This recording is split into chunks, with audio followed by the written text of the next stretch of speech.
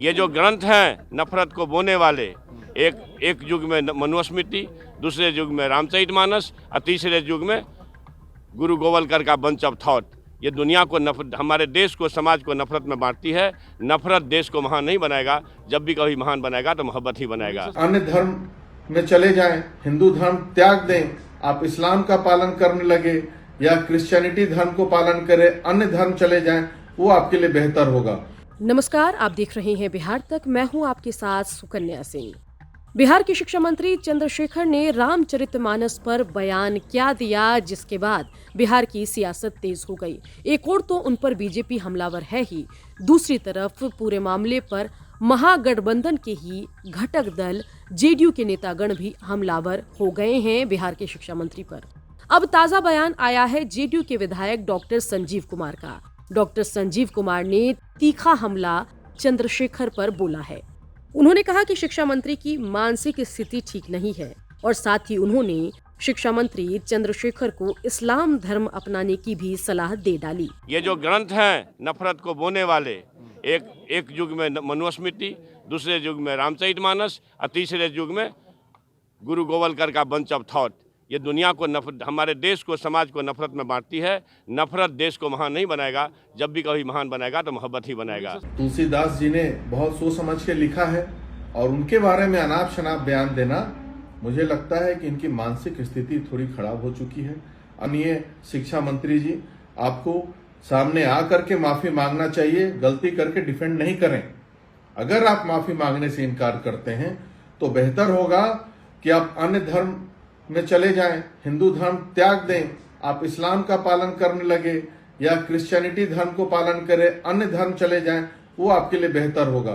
बता दें कि ये पहला मामला नहीं है जब जेडीयू के नेतागण चंद्रशेखर पर इस बयान के बाद हमलावर हुए हैं। इससे पहले भी उपेंद्र कुशवाहा और ललन सिंह जैसे नेता बयान के बाद चंद्रशेखर की आलोचना कर चुके हैं। ये जो ग्रंथ हैं नफरत को बोने वाले, एक युग में मनुस्मृति, दूसरे युग में रामचरितमानस और तीसरे युग में गुरु गोवलकर का बंच ऑफ थॉट, ये दुनिया को हमारे देश को, समाज को नफरत में बांटती है।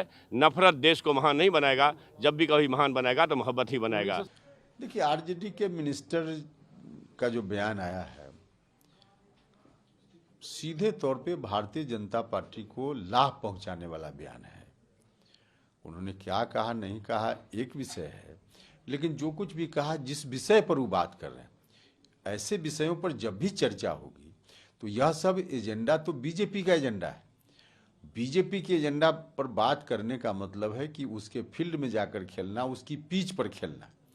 वहां जाकर हम खेलेंगे तो लाभ किसको होगा? सीधे तौर पर बीजेपी को लाभ होगा। हमारा तो सब्जेक्ट है, हमारा एजेंडा है सोशल जस्टिस का, सेकुलरिज्म का, डेवलपमेंट का।